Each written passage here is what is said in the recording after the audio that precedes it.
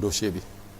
Voilà. d'accord alors du ñu tardé dañuy daal di wax tàmbali waxtaan bi rek ak actualité judiciaire bi nag nga xam ne li ci gën a fës bokk na ci convocation yu mujj yi nga xamante ne nemmeeku nañ ko jamono yi ñu génn bokk na ci bu journaliste boobu di Doudou Coulibaly bari nga xamante ne audience de flagrant délit sax lañ ko mujjee yóbbu ba dogal bi daal di rot ci moom waaye tamit bu loolu jàllee également am na yeneen convocation yoo xamante ne am na ci alors professeur damay njëkkee ci yow affaire Doudou Coulibaly juridiquement naka nga lañ ko mën a jàngatee. waaw jërëjëf Pape affaire Doudou Coulibaly boo xoolee maanaam ay kaddu yoo xam ne yëkkati woon na ko loo xam ne yëpp na day salfaañi lu bëri te toujours li may wax liberté d'expression donc dafa sacré constitution daf ko jox doomu aadama bu ne en son article 10 parce que daf ne chacun a le droit d'exprimer et de diffuser librement ses opinions muy parole muy plume muy image muy marche pacifique waaye nag pourvu que l'exercice de ces droits ne porte pas atteinte ni à l'honneur ni à la considération d'autrui ni à l'ordre public maanaam bu mu salfaañee bu mu porter atteinte ki nga xam ne dignité humaine bi la doomu aadama bi wala muy remettre li nga xam ne en cause ordre public bi léegi Doudou Coulibaly kaddu yi nga xam ne yëkkati woon na ko maanaam day indi lu bëri loo xam ne fitna lay doon parce que c'était un dossier très sensible pour ñu si communiquer donc si kaw loolu nag le procureur mu autosaisir si dossier bi donc loolu waraloon nag ñu def ko garde à vue mais sant yàlla bi nga xam ne nii tey dañ ko condamné sursis maanaam am na liberté am muy 3 mois mais si biir 3 mois yooyu tey bépp infraction boo xam defoon na ko fi rek dañ koy décerner un ticket à Rebeuss en attendant son jugement yaakaar naa nag il doit faire une introspection par rapport ak loolu te jàngat la ñi nga xam ne toujours ñi ngi ci plateau chaque fois bu ñuy joxe benn information di ko saytu bu baax jéem a xool li nga xam ne constitution moom la ma may sama charte moom la réew moom la ma may li ma war a wax ak li nga xam ne limite la donc loolu dafa am solo donc mu nekk jàngat parce que li ñuy wax dans toute chose malheur est bon donc dina yee ñu bëri ci li nga xam ne yenn kaddu yi jib donc duñ ci jublu lu dul defar mais pas loo xam ne ëllëg day sayfaane donc li nga xam ne ni mooy li nu bokk muy société bi. parce que boo xoolee bu ñu ñëwee ci tuuma yi ñu ko doon toppee parce que ñun li ñu baaxoon du gis mooy offense au chef de l'État bu ñu koy wax njiitu réew mi nekk fii ci biir réew mi moo taxoon ñu koy wax waaye bi yoon dañoo gis ne dañ ko toppee offense au chef d'État à un chef d'État étranger donc boobu tamit également day bokk ci li yoon tere. waaw da si dugg xam nga déjà donc article 254 bi donc du code pénal da si dal di daanu. xam nga li ñuy wax ne. soit offense au chef de l'État donc ou bien donc à celui qui exerce des prérogatives donc du chef de l'État maanaam dañ koy méngaleeg chef de l'État rek donc loolu tey dafa naa ne suñ ko koy toppee dafa nekk loo xam ne nii président de la République dañ koy ormal donc suñ demee bay bëgg a xotti wormam donc loolu dana day waar rawatina ki nga xam ne nii donc président de la République d'un pays étranger la donc day dal di doy waar loolu taxoon aussi ñu war ko rappeler à l'ordre mooy li may wax rek day indi fitna toujours ci réew donc rappel à l'ordre boobu dafa baax par rapport ak li nga xam ne nii tey moom métier may na ko constitution may na ko li ñuy wax liberté d'expression bi mais dafa am foo xam dafa am limite waru ko jéggi donc mën nañ ko concilier donc par rapport ak liberté d'expression article 10 bi ma la wax sànq ne la am na lu ko yoon may en tant que journaliste mais am na loo xam ne nii nag waru ko jéggi parce que loolu bu ko jéggi rek day tomber sous le coup de la loi. waaw donc dernier aspect ci mbir mi dañu seetlu ne jamono yu ñu weesu mboolem ñi ñu fi jàpp di leen toppee offense à une personne exerçant tout ou une partie des prérogatives du président de la République à chaque fois tuuma boobu tribunal da koy tekki loolu lan lay tekki day tekki ne tuuma boobu existé wul wala lan moo waral loolu noonu également. non tuuma boobu existé na parce que boo xoolee le président de la République peut déléguer certains de ses pouvoirs au premier ministre. kon premier ministre buy exercer ay pouvoirs yoo xam ne nii. constitution moo ko jagleel président de la République dañ koy méngale bu amee yenn offense yi dañuy méngale ki nga xam ne nii donc comme président de la République la ko def donc looloo tax ñu ne le président de la République a délégué certains de ses pouvoirs au premier ministre donc premier ministre buy exercer ay pouvoirs yoo xam ne nii normalement c'est dévolu au chef de l'État donc buñ ko porter yenn atteinte yi dañuy c'est comme si chef de l'État lañ ko def président de la République lañ ko def mais nag d'une manière directe donc justice dindi li nga xam ne des prérogatives donc reconnues au chef de l'État ou bien donc d'une personne exerçant les prérogatives donc du chef de l'État ñu dindi ko wax rek offense au chef de l'État maanaam mu gën a gàtt rek pour nit ñi xamee ko noonu xam ne kaddu yi kët dafay xotti worma ki nga xam ne nii mooy président de la République. au lieu que ñu koy méngale ki nga xam ne nii mi ngi exercer une partie des prérogatives du chef de l'État. d'accord d'accord Pape Sané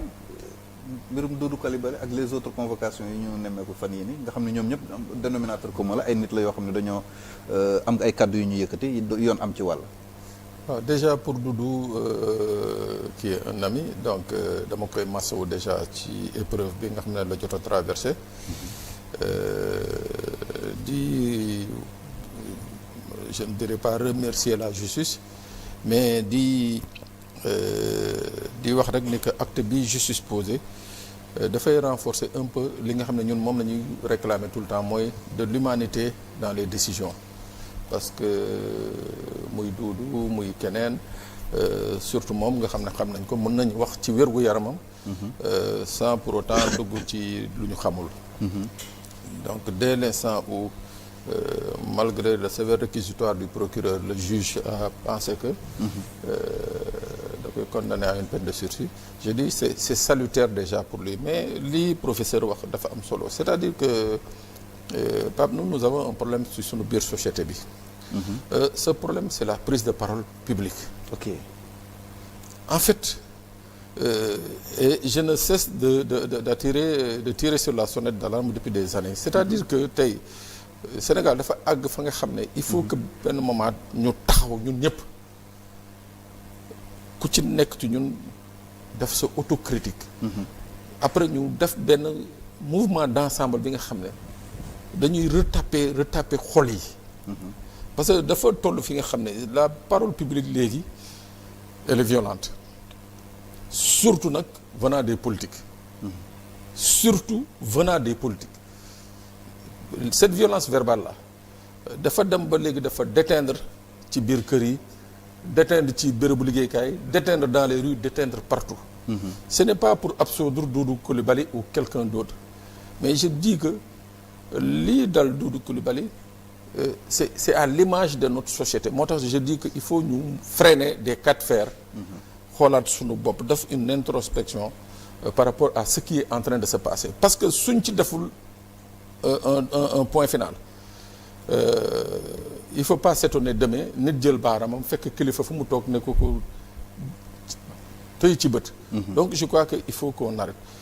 bu weesoo mbirum Doudou Coulibaly on a vu le cas de Bougar Diouf oui man cas boobu c'est un cas bi nga xam ne moo ma gën a choqué parce que xam nga ñun suñu constitution la question de l'intégrité nationale fooweewu ko c'est-à-dire ñun suñu constitution je parle même pas de la constitution je parle du préambule de la constitution c'est-à-dire daf ci consacrer lu am solo ci wàllu intégrité territoriale lii xew Casamance nekk une question extrêmement douloureuse bi nga xam ne sénégalais bu ci nekk moo xam un sénégalais du sud du nord de l'est et consort sénégalais bu ci nekk ton souhait le plus ardent mooy que cette question ñu régler ko définitivement et que les sénégalais dans une cohésion totale jublu sur les urgences du moment waaw question bi ni mel wax naa ko keroog ci plateau bi mu doon la nga xam ne ci wàllu cousin à plaisanterie le séeréer c'est l'une des races l'une des ethnies bi nga xam ne les plus respectées dans la région de Casamance kooku boo ko laaj mu wax la ko c'est les plus respectés au plus fort de la crise bu ñu doon braquer oto bu ñu jëlee carte d'identité yi xool wala laajte yow noo sant boo na Diouf wala Faye nga gis ñiñ naan rebelle dañ naan non yéen dem leen donc pour dire un peu lien bi nga xam ne moo dox ci cette crise qui a fait des centaines de morts pour ne pas dire des milliers qui a fait des malheureux je crois que c'est une question bi nga xam ne les politiques dañ ko agité depuis 1982 ba tey moo tax je crois que la jeune génération dafa war a nekk avant-gardiste par rapport à cette question-là bañ di ko politiser parce que li mu jot a jur ñëpp gis nañ ko et on ne souhaite pas et ce qui est sûr et d'ailleurs c'est évident mooy que il y a moins de chances encore tey jii qu'on reverse dans une certaine violence mais quand tu es quelqu'un qui prend la parole en public nekk leader de parti nekk ci coalition du président de la République Diomaye président dafa am ay propos yi nga xam ne soo koy wax tu dois le faire avec beaucoup de retenue beaucoup de retenue quelle que soit adversité politique bi nga xam ne moo dox digganteem ak telle personne ou telle personne dans le gouvernement je crois que cette question qui concerne l'unité nationale et la sécurité nationale dañ ko war a aborder de telle sorte que doo gaañ kenn doo gaañ Sénégal doo gaañ parce que nag Pape je le dis nga baal ma foofu laay eggale j'ai très mal j'ai très mal pour mon pays tey enfin il y a 2 semaines on a fêté les 25 ans du massacre de Mandina Mankagne où plus de 30 soldats sénégalais ont été violemment tués par ceux-là qu'on appelait rebelles du MFDC. C'était le 19 août 95. Mais Pape, j'ai mal pour mon pays. C'est-à-dire tey jii ces soldats gisuma benn autorité bu poser un acte dem seeni tombe honorer leen wala commémorer ce jour-là parce que ces gens-là justement pour éviter des discours yi nga xam ne moom la genre Bougari yi di wax autorités toutes les autorités qu'elles soient politiques qu'elles soient administratives qu'elles soient militaires dañu war di fàttali aux Sénégalais le sacrifice de ces vaillants soldats pour maintenir l'intégrité territoriale et la cohésion nationale gis nga tant que nag suñuy autorité ñoom ñu ngi koy foowee maanaam ñu ngi koy ñàkkal fayda Pape xoolal depuis guerre bi France mëne woon avec Bonaparte là Napoléon ba ñu créé le tombeau du soldat inconnu amul benn soldat amul benn jiitu France bi nga xam ne chaque année doo dem prosterner wu commémorer la tombe du soldat inconnu c'est-à-dire cette tombe là représente tous les soldats français qui sont morts pour la France mais ñun Sénégal foo koy gis c'est-à-dire cette affaire là ça n'encourage même pas ñii nga xam ne ñoo nekkoon ci jour boobu ci opération bi ñii ñàkk seen tànk parce que dañu dal ci émine ñii ñàkk seen loxo ainsi de suite ñeneen ñi nga xam ne ay traumatisme nañ ci jógee ba tey nekk tey cette histoire de Mandina Mankagne ou ce massacre de Babonda dafa waroon nekk des événements phares chaque année l'État au premier chef le président de la République le ministre des Forces armées le chef d'état-major général des armées daf ko des moments empreints de solidarité et de prière ñu xam ne que ñii nii ils se sont battus pour que ce Sénégal tienne debout loolu dana tax benn politique wala benn waaye ju mel ne Pape Sané dootul ñëw taxaw jël cette question là di ko foowee di ko foowee comme lu ci mel ni arrestation Amidou Djiba oui ça entre dans ce cadre là kooku c'est un plaisantin non Pape justement kooku c'est un plaisantin xam nga ndax la mën a c'est un plaisantin Amidou Djiba pendant toute l'existence toute la présence de Macky Sall au pouvoir li may wax je le dis en connaissance de cause parce que je connais bien Ziguinchor moom ak ces sibir ces gars mosuñu taxaw def une déclaration publique mosuñu ñeme taxaw laa la wax mosuñu ñeme taxaw def une déclaration publique c'est vrai que depuis les accords de paix lii nga xam ne mooy MFDC ils ont leur siège parce que ci biir accords yi il y a eu le désarmement donc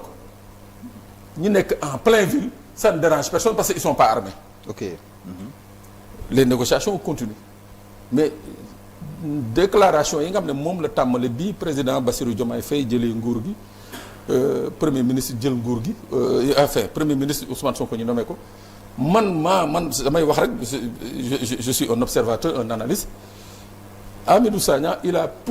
Amidou Djiba il a plus un problème avec Ousmane Sonko que l'État du Sénégal problème personnel non moom je crois que moom son problème c'est Ousmane Sonko parce que moom lépp lu muy wax sur cette crise là Ousmane Sonko lii Ousmane Sonko la mais il faut aussi ñuy rappeler aux Sénégalais que c'est le président Bassirou Diomaye Diakhar Faye moom la Sénégalais yi fal le 24 mars 2024 c'est lui le président de la République qui nomme à tous les postes civils et militaires te moom moo nommé Ousmane Sonko c'est-à-dire que genre Amidou Djiba yi lii ci yoon def nii je remercie le travail fait par la justice xam nga ndax lan pa il y a beaucoup de jeunes à Ziguinchor qui souffrent qui ont souffert d'abord dañu màgg sans baay màgg sans ndey parce que cette crise là a tué leurs parents il y a des jeunes yi nga xam ne dañu judd rek retraité mooy maanaam sans avenir ñoom leer nañu ba ñuy dee du ñu jàng école du ñu am liggéey du ñu am formation mooy maanaam dañu judd rek daal di nekk ay chômeurs. ok waaw ñoom dañu judd rek retraité donc tous ces jeunes là sont des victimes de ce conflit là jeunes yooyu tey jii la plupart ñooy taxaw naan la ñoom dañu am envie organiser une marche nationale pour wan les autorités du Sénégal que cette question on en a marre d'en parler matin midi soir la ñu bëgg te la ñu xam mooy dans les livres d'histoire du Sénégal la Casamance est une région du Sénégal gis nga gars yi di épiloguer sur ces histoires naan la l'histoire a dit Moussa man je te le répète encore Pape Ndiaye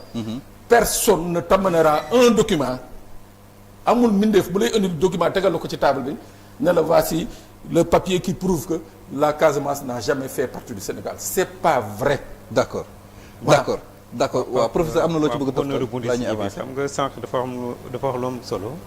si prise de parole en public. maanaam am na yenn kaddu yoo xam ne nii doomu aadama bala nga koy génne sa gémmiñ war nga ko xoolaat bu baax. parce que lépp loo xam ne nii tey dafay remettre en cause sunu intégrité territoriale wala sunu indépendance nationale. donc waruñu si mën a génn yenn kaddu yi parce que yaakaar naa ne ñooñu am na ñoo xam ils sont bien habilités donc mën a régler problème bi si suuf. mais ti indi loo xam ne nii day yeefi na ëllëg donc loolu tey donc le fait extrêmement grave loo xam ne ça mérite vraiment une punition donc il faut que ñuy xoolaat bu baax bu nu nekkee si plateau yenn kaddu yoo xam ne nii tey dafa war a mën a defar parce que Sénégal ñun ñëpp ñoo ko bokk mais chaque fois fekk yenn kaddu yi bu génnee rek day indi donc jafe-jafe si askan bi day remettre en cause sunu intégrité territoriale donc yaakaar naa dañ ko war a moytu bu baax dañ ko war a moytu d'accord alors beneen mbir bu ñuy waxtaane mooy mbirum Fallou Sène nga xam ne suba ci àllarba ji Fallou Fane maa ngi koy